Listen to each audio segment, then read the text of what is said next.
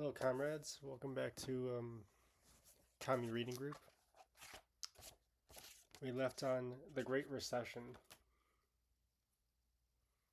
We're reading Socialist Reconstruction, and we left off on the Great Recession. Sorry. When Wall Street banks crashed, the economy in 2008.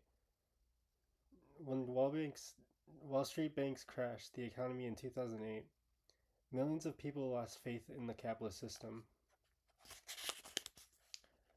Without the emergency intervention of the U.S. government, the greed, avarice, theft, and gross criminal conduct of Wall Street that led to the 2008 financial meltdown would have wiped out the U.S. capitalist establishment. The government handed them a $660 billion cash bailout, supplemented by an additional $7 trillion in loan guarantees. Absent government intervention, massive bankruptcies, and the freezing of credit would have destroyed U.S. capitalism as we knew it. In the following 2 years of the Great Recession, 30 million people lost their jobs. 9 million families were forced into home foreclosure. Personal bankruptcies soared. With no prospects for decent paying jobs, millions of college graduates face staggering levels of student debt they may never be able to repay. But there was no bailout for Main Street. Even before the 2008 crash, the working class was in crisis. Over the previous 3 decades, huge parts of the country have suffered from factory closings. One major capitalist corporation after another moved millions of jobs to developing countries overseas, where they could pay workers a fraction of the wage they paid workers at home. Cities and towns were thrown into catastrophic decline as the U.S. capitalists and the government sang the praise of NAFTA, KTA, KAFTA, and TPP, and the other free trade deals, which facilitated the destruction of the lives and communities of U.S. workers. The economic crash of 2008 and 2009 was a defining moment. It led to the unlikely victory of Democrat Barack Obama over Republican conservative millionaire John McCain. In 2007, no one would have expected that the U.S. was on the verge of electing the first black president. The conventional wisdom held that history of racism was too deep for one of the two ruling class parties to risk choosing a black candidate for a president. The capitalist economic crash steamrolled this assumption. The system was discredited. The need for change was obvious, and Obama campaigned on the promise of democratic change. On that promise, the Obama campaign generated a wave of national enthusiasm. Support was especially high among young people, responsive to Obama's promise to end the war in Iraq and provide health care coverage to every U.S. citizen. Clearly, the U.S. healthcare system needed a drastic overhaul. Some 50 million people lacked health insurance. Young people were diminished job prospects welcomed the opportunity to remain on their parents' health insurance plans until they were 26. Obama also promised the millions of people with pre-existing health conditions that his new system would bear capitalist-owned health insurance corporations from continuing to prevent the already sick or injured from obtaining coverage. In the midst of the economic carnage of the Recession,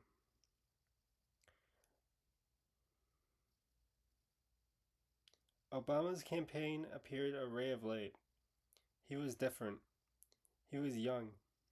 He wasn't another rich white politician from the white Washington swamp.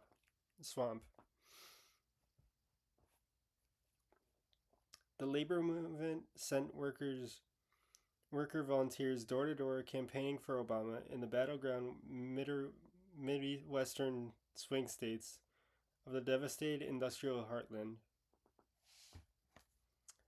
This included many areas where there was an overwhelming white majority of working class voters.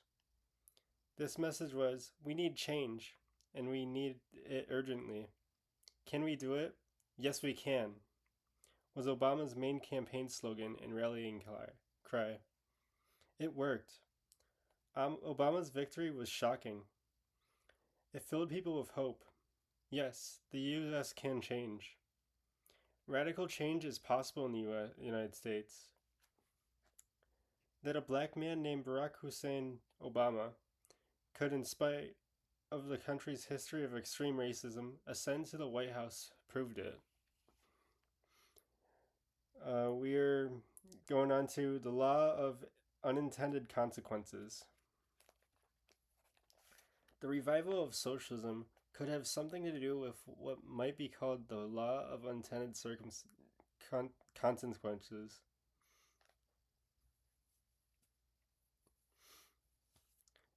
In 2009, the right wing of the Republican Party tried to block the passage of Obama's proposed Affordable Care Act, condemning Obamacare as socialist. They mobilized protests, rifles in hand, at town hall meetings throughout the country. This well organized, very well funded, and militant right wing protests coalesced into the Tea Party movement inside the Republican Party. With Stop Obama's Socialism as their mantra, they waged a fear campaign against the ACA. Oh god, that's so cringe. The irony is that the ACA was modeled on a Republican super capitalist plan adopted by conservative Republican Mitt Romney when he was governor of Massachusetts. This plan required everyone, under penalty of fine, to register and pay private capitalist health insurance companies to qualify for coverage. Although Obama had campaigned on the promise of health care coverage for 50 million uncovered people, once in office, he turned his back on the liberal wing of the Democratic Party and refused to consider a single-payer national health plan, now known as Medicare for All. The unintended consequence of the fraudulent anti-socialist crusade by the Tea Party is that huge numbers of young, enthusiastic Obama supporters didn't know what socialism meant and started to research it. Dictionaries and search engines reported a surge of queries seeking a definition of socialism. Millions of young people concluded that if socialism meant expanding across to affordable healthcare and capitalism meant depriving people of the ability to see a doctor when they or their children were sick, then maybe socialism wasn't so bad after all. Socialism wasn't scary. It was rational and humane. By 2012, the dictionary was reporting that socialism and capitalism were the year's most looked up words. Hello, comrades. Sorry, I didn't formally say hello to y'all. Hey, Seth, and hey, I keep forgetting. Is that Gwendolyn? Well, welcome in, comrades. God damn it. There we go.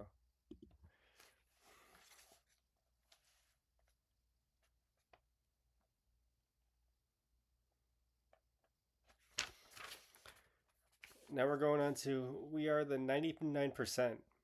Occupy Wall Street is a binger.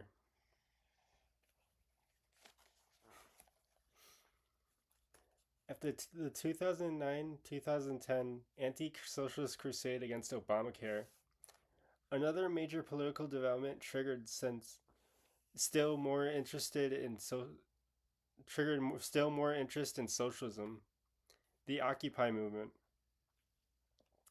On September 17th, 2011, the Occupy Wall Street movement started as a tiny encampment in New York City in lower Manhattan.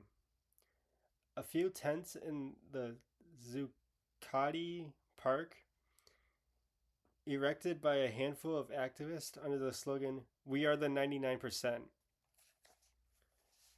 Initially, the encampment attracted little support. Activists decided to organize a march for the following Saturday.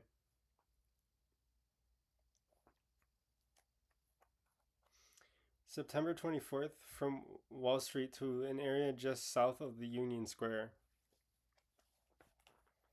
The march was small. It would have gone unnoticed but for the fact that the New York City Police Department, in typical fashion, chose to violently attack it.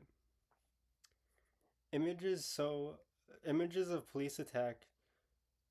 the police attack circulated in the media, leading over progressive organizers to call for another march on the following Saturday, October 1st, to protest police violence. This time, thousands of people showed up, and the police attacked again.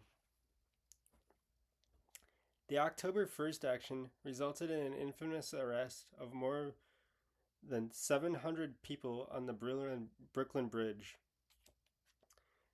Leading the crowd onto the bridge, police high officials and officers walked with their backs to the marchers. Once they reached the middle of the bridge, they turned around and announced that all the marchers were under arrest for walking on the bridge. That's crazy.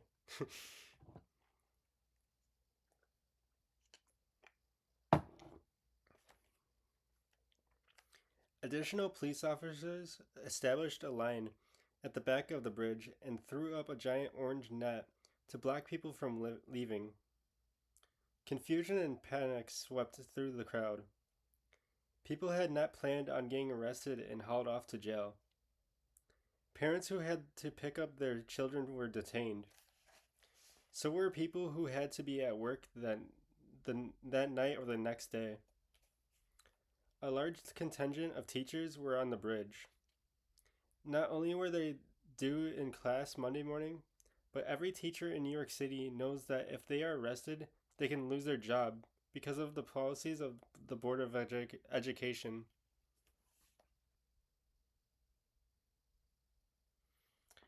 Police have been coordinating and sharing intelligence with Wall Street bankers about Occupy since August 2011.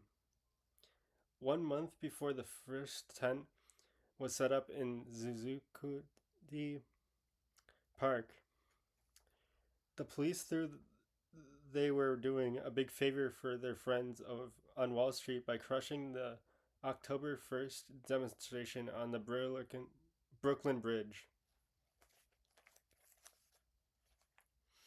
Instead, they turned Occupy Wall Street into a nationwide movement. The surprise attack and arrest on the Brooklyn Bridge became a huge story.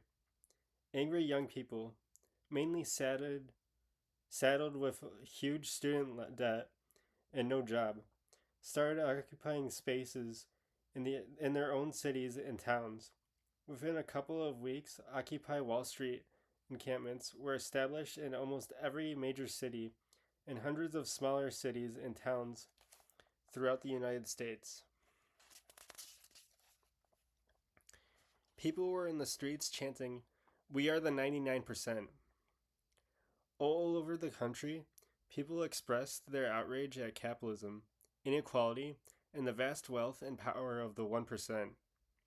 The capitalist class, whose greed and avarice had triggered the 2008 financial meltdown and capitalism's biggest economic crisis since the Great Depression of 1930s. The government bailed out the banks with trillions in aid, while 30 million people lost their jobs. 9 million family homes were put into foreclosure, and millions of young people were leaving school with staggering levels of student debt and no real jobs available. The spread of the Occupy movement alarmed the capitalist class. They wanted to shut it down. They wanted it shut down. The Obama administration used the FBI, the fusion centers created as an intelligence arm to combat terrorism after the September 11th, 2001 attacks on the World Trade Center, to create a full spectrum and detailed surveillance and spying operation against the movement. The government set up nationwide conference calls with federal, state, local officials to share information and to plan. In a nationwide crackdown coordinated by the Obama administration, the FBI, governors, mayors, and local police suppressed the movement. More than 7,000 people were arrested. By the end of 2011, the movement that had erupted like a spontaneous wildfire of political activism has been crushed. But the slogan, "We are the 99%," lived on. It had entered the public consciousness and became emblematic of the new generation, profoundly discontent with the existing economic and political system.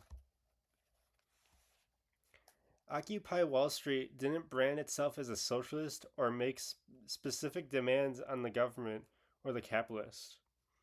Yet the US government used its enormous repressive force to crush it. Just as the capital, the state suppressed socialism throughout the 20th century. The short-lived Occupy movement was a precursor. It was a harbinger, an indicator of what was coming. As another popular slogan declared, "You can't kill an idea whose time has come." You can't have capitalism without racism. Malcolm X. On August 9th, 2014, 3 years after the activists who launched Occupy Wall Street held their initial planning meetings, Michael Brown Jr. was shot and killed by police officer Darian Wilson in Ferguson, Missouri. Brown was unarmed. He was 18 years old. The police left his body in the streets for 4 hours. When the people of Ferguson went out to the streets in protest, they were met with fierce police repression. Ferguson is located just outside of St. Louis. The police and the courts had oppressed black people in Ferguson for generations. The oppression was so all-encompassing that it can accurately be described as a police state imposed on the black community. The murder and demonization of Brown was the last straw. The protest on August 9th evolved into an all-out rebellion that endured for 4 weeks. As the police employed overwhelming violence, including the use of militarized vehicles and other weapons of war, hundreds of thousands of people all over the country took to the streets. A new movement was born. It took its name from the main slogan chanted by people everywhere: Black Lives Matter. Black Lives Matter was the latest incarnation incarnation of the black freedom struggle in the United States. The Civil War and Reconstruction era were armed struggles of black people from emancipation. The modern civil rights movement of the 1950s and the 1960s continued the struggle against racist and national oppression. The struggle embedded in 1970s as a consequence of severe repression against organizations and individuals by the FBI and police departments. This severe repression was coupled with important economic and political concessions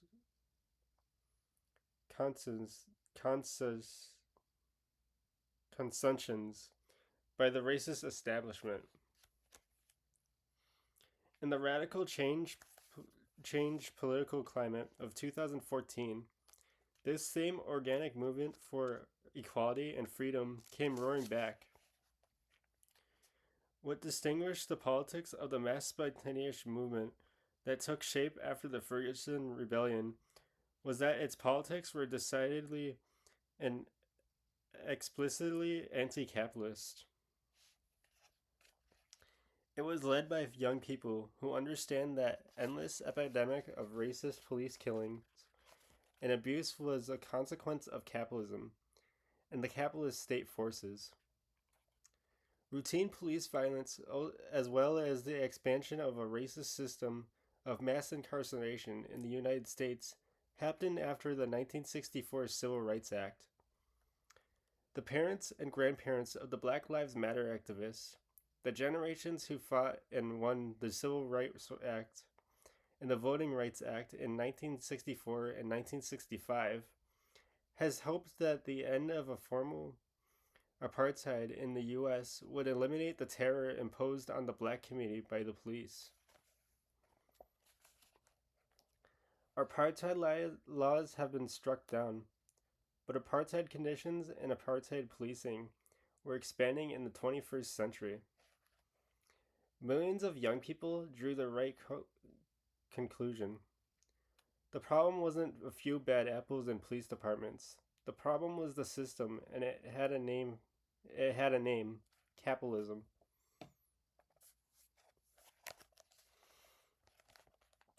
You can't be elected president. You are a socialist. On October 14th, 2015, the Democratic Party held its first nationally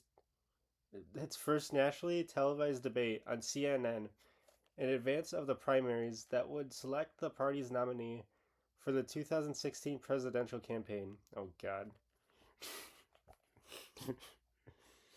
Everyone expected that Hillary Clinton was going to win the nomination.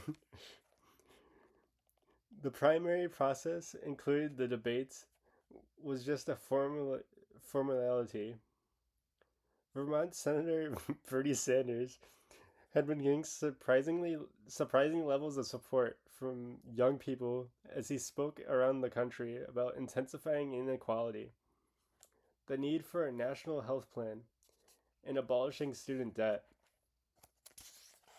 The Democratic Party establishment didn't consider Sanders as a serious threat to Clinton's prospects, but they were getting mightily anxious because they wanted Clinton to be effectively crowned early in the process rather than having to endure a potential bruising primary campaign ahead of the general election. CNN's Anderson Cooper expected that his very question to Sanders would be the knockout blow that would effectively reduce Sanders to the outer margins of American bourgeoisie politics. Cooper, Senator Sanders. A Gallup poll says half the country would not put a socialist in the White House. You call yourself a democratic socialist. How can any kind of socialist win a general election in the United States? Sanders. Well, you're going to win. We're going to win because first, we're going to explain what democratic socialism is. And what democratic socialism is about is saying that it is immoral and wrong that the top one one tenth of the 1% in this country own almost 90%, almost own almost as much wealth as the bottom 90%. That it is wrong today in a rigged economy that 57% of all new income is going to the top 1%. That when you look around the world, you see every other major country providing healthcare to all people as a right, except the United States. You see every other major country saying to moms that when you have a baby, we're not gonna separate you from your newborn baby because we are going to have medical and family paid leave like every other country on earth. Those are some of the principles that I believe in. And I think we should look to countries like Denmark, like Sweden, and Norway and learn from what they have accomplished for their working people.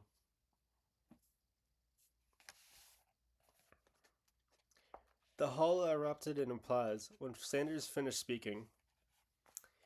The Sanders campaign reported that their phones and computers lit up with small donations.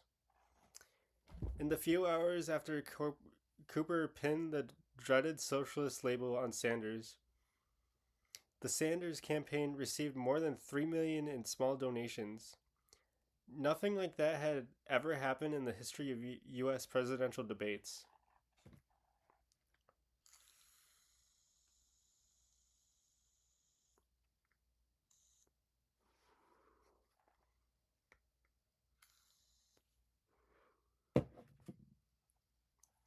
Squishmallow, Team Cuba. Thanks for the subscription, Squish. How you doing today?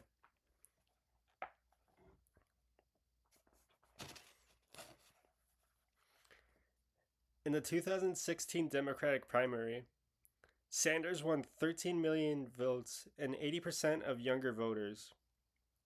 Democratic National Committee emails released by WikiLeaks showed that the Democratic Party establishment violated its own rules to get Clinton in the nomination.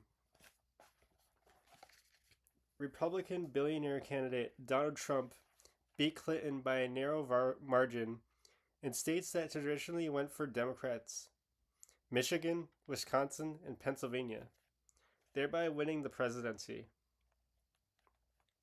Sanders was far more popular than Clinton in the Rust Belt areas that ultimately broke for Trump, suggesting that he would not have lost those states. In 2020, history repeated itself with a few added twists. Bernie Sanders was on the verge of securing the Democratic nominee in the Super Tuesday primaries scheduled in 14 states for March 4th, 2020. Polls showed he would win enough delegates so that even the establishment's hand-picked superdelegates would be unable to deprive him of the nominee at the convention in July. On the eve of the Super Tuesday, the panicked Democratic Party machine made an all-out, coordinated, last-minute intervention. It conceived a number of the other candidates to end their own campaigns and publicly throw their support to Joe Biden. Despite the fact that Biden was far behind Sanders in the polls and had placed badly in earlier primary contests, with the establishment forces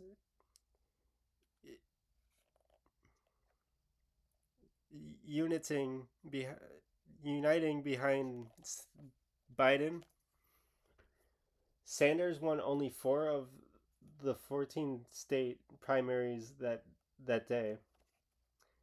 Biden won the other 10. Sanders' prospects for the nomination were crushed again. And now we're going into... Oh, shit. Are we almost done here? Yeah, I might be able to read another segment. Nah, we got time. Never mind.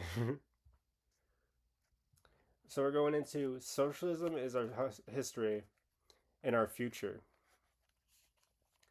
The Bernie phenomenon was path-breaking, even mind-blowing, because of the post-World War II witch hunt against socialists and communists. The truth of the matter is that Sanders is part of a long history of socialist politics in the US. Even here, in this capitalist country, that seems so far removed from the anti-capitalist revolutionary struggles of most of the world's people, there has been a vital and active movement for socialism. Before the Cold War era, assaults on communism and socialism, there were hundreds of daily and weekly socialist newspapers across the U.S. At various times between 1910 and 1916, socialists controlled the municipal governments in Schenectady, New York, Reading, Pennsylvania, Milwaukee, Wisconsin, Daytona and Toledo, Ohio, Granite City, Illinois, Butte, Montana, Berkeley, California, and numerous other cities. The largest state chapter of the 100,000 member strong Socialist Party was in Oklahoma. Eugene Debs, the Socialist Party candidate for president, was sentenced to prison for 10 years at hard labor at age 65 for giving a speech opposing U.S. entrance into World War I. Debs ran the campaign from his prison cell and won nearly 1 million votes in the 1920 race. Socialists were a powerful influence in the labor movement.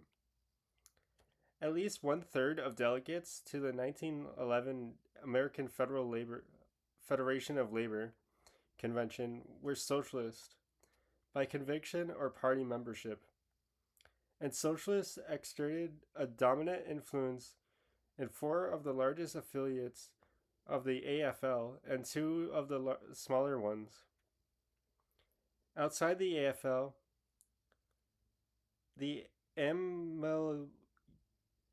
Amalgamated Clothing Workers of American Union, with a membership of 177,000 in 1920. I'm sorry, I suck at numbers. Promoted socialism among its members. Even members of the syndicalist industrial workers of the world, who expressed antipathy to conventional politics, could be counted on to vote socialist when and where they were able to do so. As noted at the onset of this chapter,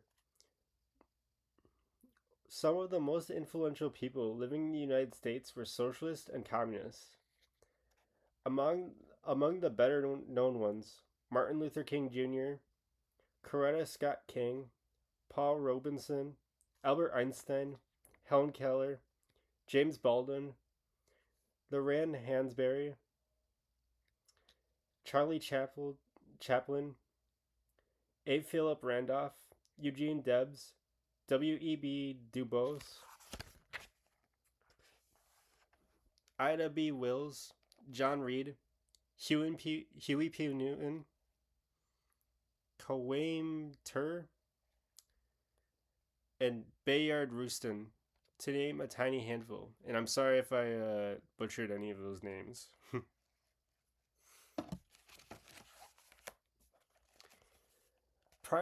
Prior to World War II, communists and socialists played the leading role in southern states opposing segregation, lynching, apartheid, and all manifestations of the Jim Crow police state.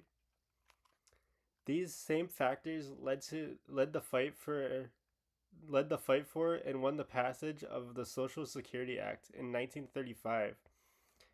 The establishment of to unemploy the right to unemployment insurance for workers when they were laid off from their jobs, the right to form labor unions, the desegregation of federal facilities that had barred the participation of African American and Jewish people, the desegregation of Major League Baseball, which had barred black players until 1946, and the desegregation of the U.S. Armed Forces in 1948.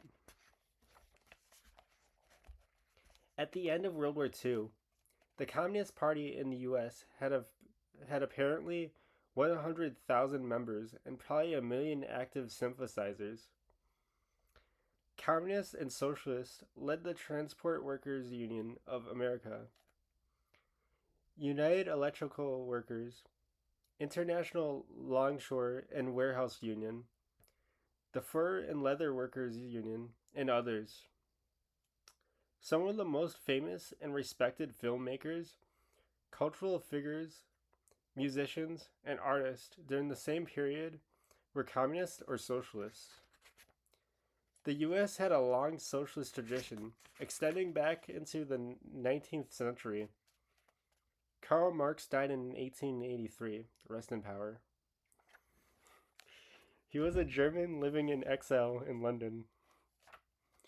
But the biggest memorial to Marx contributions to the struggle of working people was not in Europe.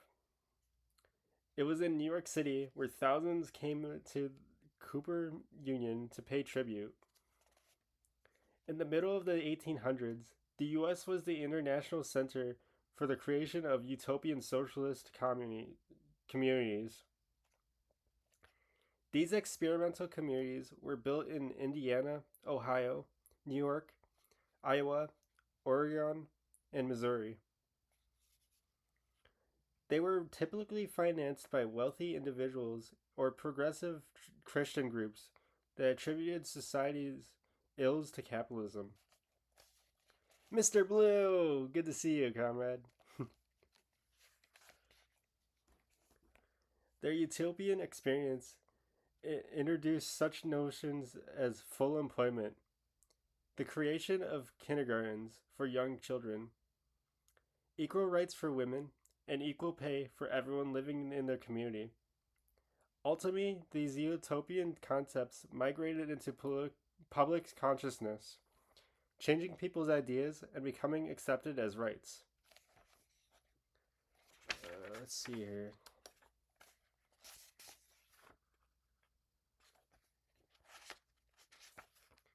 Yeah, I think we can go for one more. The fight to stop socialism. Sometimes the best way to measure the strength of an idea is by ferocity of its opponents. I don't know what that word is. I'm sorry.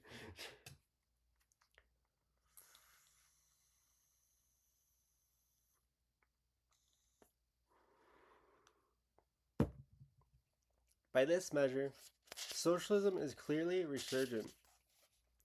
All the forces of the capitalist establishment are aligned against it.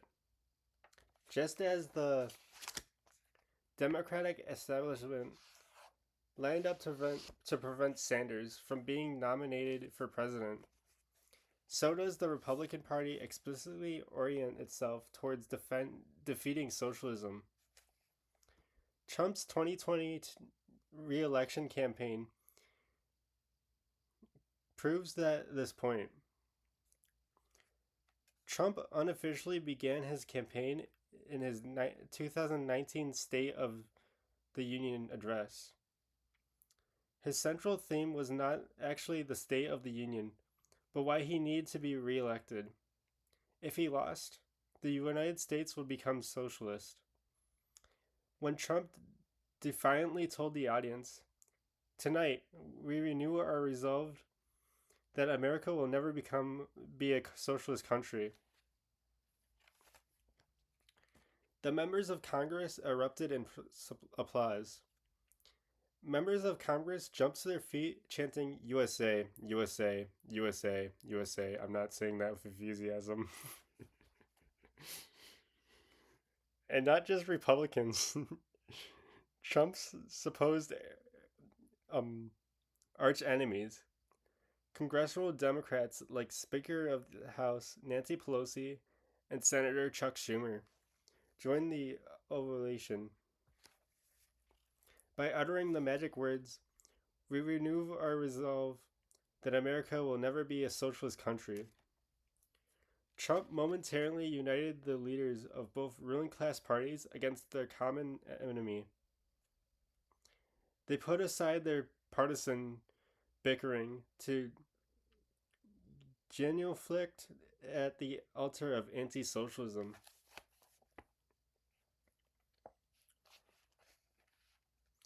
In the current atmosphere of extreme political polarization, rare displays of congressional unity are resolved for pledging allegiance to the flag, mass annual funding for the ever expanding military budget, spending $1 trillion to build a new generation of nuclear weapons, maintaining 750 overseas military bases, condoning drone strikes in many countries, and fighting against socialism.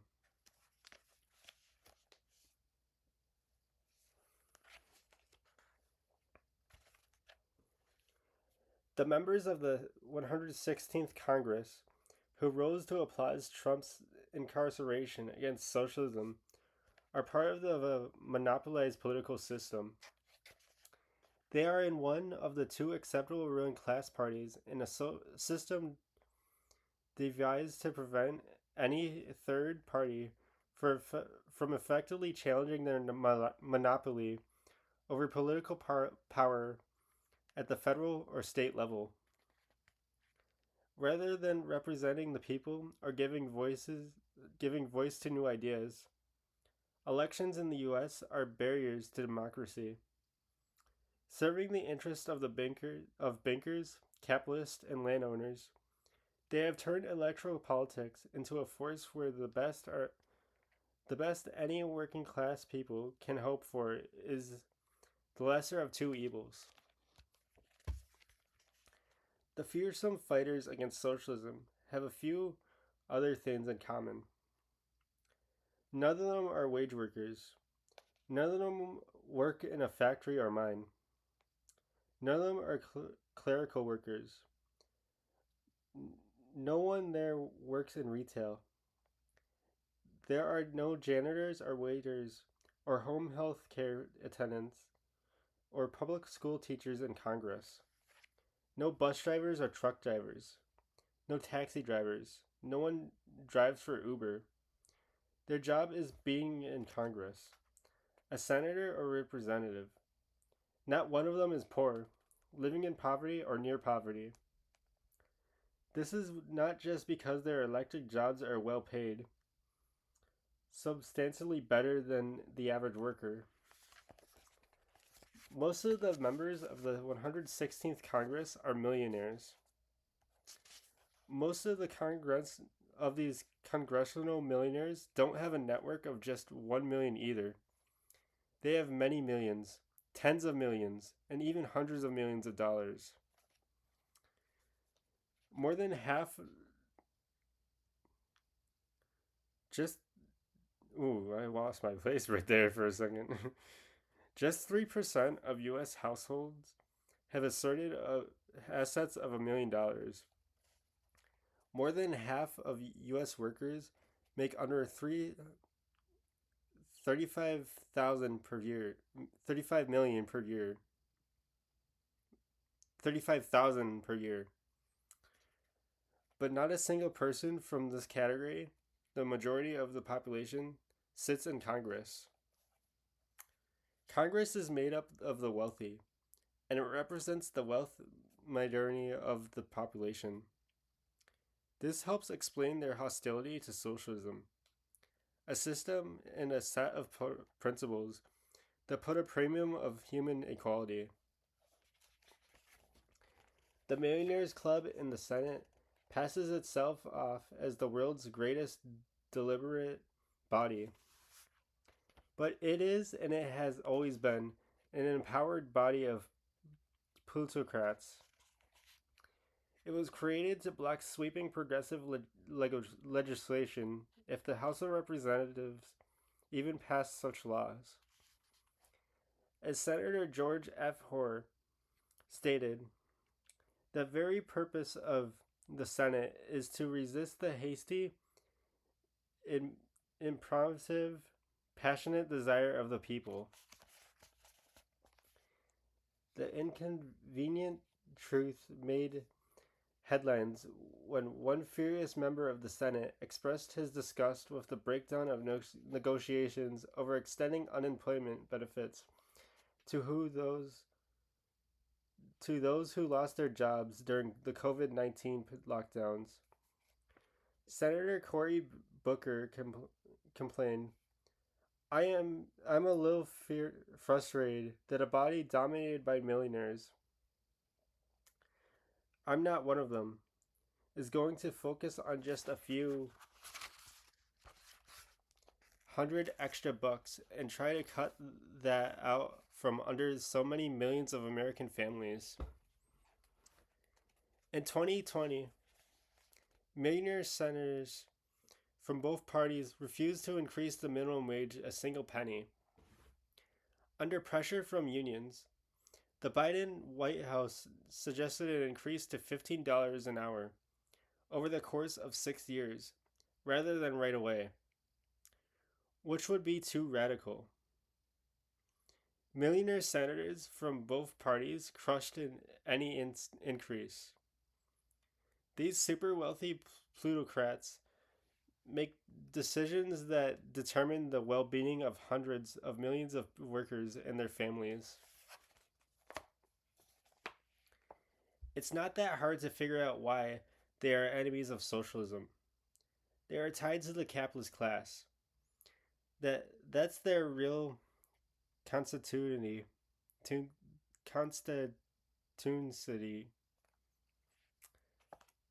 The bankers and corporations oppose the social system identified with a production and income distribution model that levels the playing field. The wealth of the capitalist and super rich elites is deprived from their connection to banks, corporations, and real estate companies, which will become public property under a socialist economic system. The surplus produced by publicly owned enterprises will no longer be a source of profit for wealthy individuals, but will be a funding for ensuring the flourishing of people in the planet. Congress is the enemy of any radical change in the system. It is an obstacle, not a vehicle for the transformation society so desperately needs. Transformation society so desperately needs. The Democrats and Republicans have constructed a system that makes it impossible for a non-ruling class third party to compete. We need a new system.